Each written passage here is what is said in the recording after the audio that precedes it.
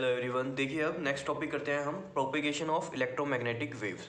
तो देखो इसमें 4 मोड ऑफ प्रोपेगेशन होते हैं, लिखा हुआ है there are 4 mode of propagation of waves. Number 1 है आपके पास ग्राउंड वेव प्रोपेगेशन, सेकंड है स्काई वेव प्रोपेगेशन और थर्ड है आपके पास space wave propagation and fourth one is satellite propagation. तो देखो इस वीडियो में हम ये 2 पार्ट डिस्कस करेंगे, ground wave propagation and sky wave propagation, और नेक्स्ट वीडियोस में जो होगा हमारा स्पेस वेव प्रोपेगेशन और सैटेलाइट प्रोपेगेशन को हम डिस्कस करेंगे। ठीक है, तो देखते हैं सबसे पहले ग्राउंड वेव प्रोपेगेशन। देखो यहाँ पर ये दिख रहा है आपको डायग्राम ग्राउंड वेव प्रोपेगेशन का। इसमें देखो यहाँ पर ये अर्थ बनाई हुई है हमने, ठीक है, एक आपने बस ओवरव्यू ही देना है। यहाँ पर अर्थ बना दी और यहाँ पर ये देखो 2 टावर बना दिए। ये आपके पास ट्रांसमिटिंग एंटीना हो गया यहाँ पर, और ये वाला यहाँ पर रिसीविंग एंटीना लगा दिया हमने। ठीक है, अब देखो इसमें जो सिग्नल प्रोपेगेट वो बिल्कुल ग्राउंड के साथ चलता है। देख लो यहाँ पर आपके सामने है, देख लो यहाँ पर ये सिग्नल इस तरीके से ग्राउंड पर और ग्राउंड के जस्ट ऊपर ये ट्रेवल कर रहा है। समझ रहे हो, प्रोपेगेट कर रहा है, मतलब क्लियर है। देखो अब यहाँ पर जब हमने बता दिया कि अगर ये ग्राउंड के ऊपर ही ट्रेवल कर रहा है, बिल्कुल ग्राउंड से मतलब टच करता हुआ ही चल रहा है सिग्नल, तो यानी कि ये क्या होगा, अटेनुएट भी होगा, मतलब इसमें लॉसेस ज़्यादा होंगे क्योंकि अर्थ पे तो क्या है, बिल्डिंग्स वगैरह भी होंगी।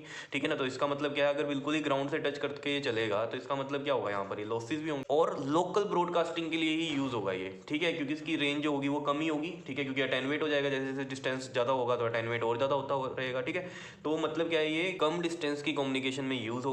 ठीक है, और कह सकते हो आपकी लोकल ब्रॉडकास्टिंग में ये यूजफुल है। ठीक है, तो देखो यहाँ पर लिखा हुआ है हमारे पास, it is the mode of propagation in which ground has strong influence on the propagation of the signal. देख लो इस तरह की मोड ऑफ प्रोपेगेशन में क्या होगा, ग्राउंड का इन्फ्लुएंस ज़्यादा रहेगा। ठीक है, क्योंकि ग्राउंड पे ही ये ट्रेवल कर रही है नीचे नीचे। ठीक है, तो strong influence on the propagation of the signal from the transmitting antenna to the receiving antenna. Transmitting antenna से रिसीविंग एंटीना पे किसका इन्फ्लुएंस ज़्यादा है, यहाँ पर ग्राउंड का, क्योंकि ग्राउंड पर ही चलेगी। क्लियर।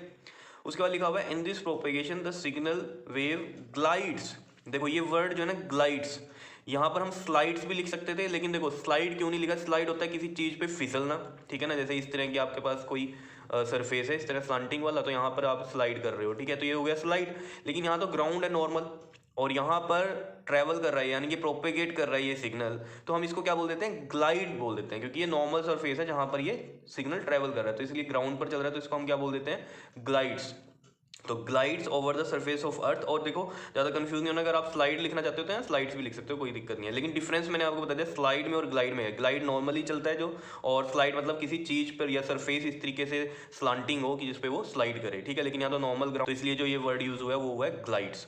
तो लिखा हुआ है, देखो दोबारा से पढ़ लेते हैं, in this propagation the signal wave glides over the surface of earth, surface के ऊपर ही चलता है अर्थ के, and therefore the loss in this type of propagation are large, और यही मैंने आपको बोल दिया था कि लॉसेस ज़्यादा होंगे। ठीक है, and hence it's range is short, और इसकी वजह से क्या होगा, रेंज शॉर्ट होगी। क्यों, क्योंकि देखो जब आपको बोल दिया गया कि ये ग्राउंड पर ही वेव ट्रैवल हो रही है, तो इसका मतलब ग्राउंड पे तो ज़्यादा अटेनुएशन होगी, ज़्यादा लॉसेज होंगे, तो ज़्यादा लॉसेज होंगे तो ज़्यादा डिस्टेंस बढ़ेगा तो और ज़्यादा लॉसेज होंगे, तो यानी कि ये कम रेंज के लिए ही यूजफुल है। ये मैंने आपको बताया भी है, इसलिए यहाँ लिखा हुआ है कि इसकी जो रेंज होती है वो कैसी होती है, शॉर्ट होती है, और लॉसेज इसमें ज़्यादा होते हैं, ये चीज़ याद रखनी है। ठीक है, और जो इसकी फ्रीक्वेंसी रेंज होती है वो लिखी हुई है, the general frequency range for this propagation is 530 kilohertz, मतलब 530 किलो हर्ट्स से लेकर 1710 किलो हर्ट्स तक, मतलब 1710 किलो हर्ट्स तक इसकी रेंज है।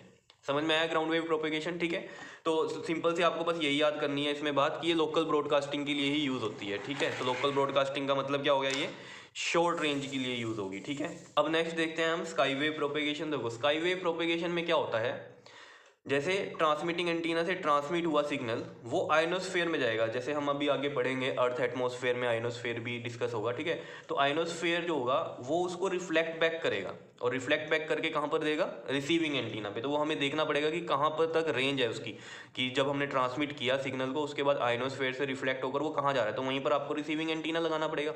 समझ रहे हो, देखो इस चीज़ को ना मैं डायग्राम से समझाता हूँ आपको। पहले देखो इसका नेक्स्ट पेज पे डायग्राम बनाया हुआ है, तो पहले मैं वही दिखा देता हूँ आपको। देखो यहाँ पर ये डायग्राम बना हुआ है, इससे आपको सारी कहानी समझ में आ जाएगी। देखो ये अर्थ का सरफेस बना दिया हमने यहाँ पर। ठीक है, ये देखो 2 टावर लगा दिया, उन पर एक ट्रांसमिटिंग एंटीना है और इधर ये रिसीविंग एंटीना है।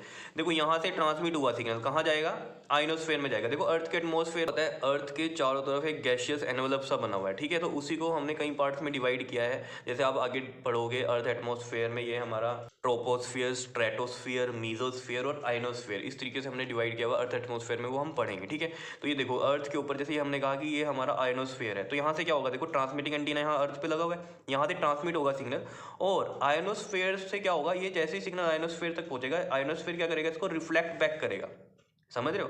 तो रिफ्लेक्ट बैक किया और यहाँ रिसीविंग एंटीना लगा हुआ है, यहाँ से ये रिसीव कर लेगा। इससे होता क्या है, लॉन्ग रेंज तक ये ट्रेवल होगा जो हमारा सिग्नल है। तो इसका मतलब ये लॉन्ग डिस्टेंस कम्युनिकेशन के लिए यूजफुल है, ठीक है। इसमें ये कम से कम 4000 किलोमीटर तक डिस्टेंस तो कवर करता ही करता है, उससे ज़्यादा भी कर सकते हैं लेकिन कम से कम 4000 का तो करता ही करता है, तो यानी कि लॉन्ग डिस्टेंस के लिए यूजफुल है, ठीक है।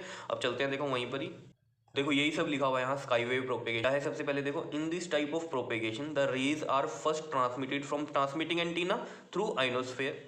देखो सबसे पहले क्या होगा, ट्रांसमिटिंग एंटीना से क्या होगा, ट्रांसमिट होगा सिग्नल, और कहाँ जा रहा है वो, आइनोस्फेयर में। फिर क्या हो रहा है, वहाँ पर रिफ्लेक्शन हो रही है, तो लिखा हुआ है after reflection from the ionosphere they reach at the receiving antenna, और कहाँ पहुंचेगा, रिसीविंग एंटीना पर पहुंचेगा। और ये सब लिखा हुआ है यहाँ पर देखो, in this type of propagation loss is very less, losses इसमें लेस होते हैं और रेंज हाई होती है, ठीक है। क्योंकि देखो इसमें अटेनुएट होने के बहुत कम चांसेस है, इसलिए लॉसेज जो है वो वेरी लेस है, और इसी वजह से रेंज क्या है इसकी, हाई हो जाती है। अगर आपने ग्राउंड वेव में देखा है, वहां पर क्या है, लॉसेज हाई है तो रेंज शॉर्ट है, लेकिन यहाँ क्या है, लॉसेज लेस है और रेंज हाई है।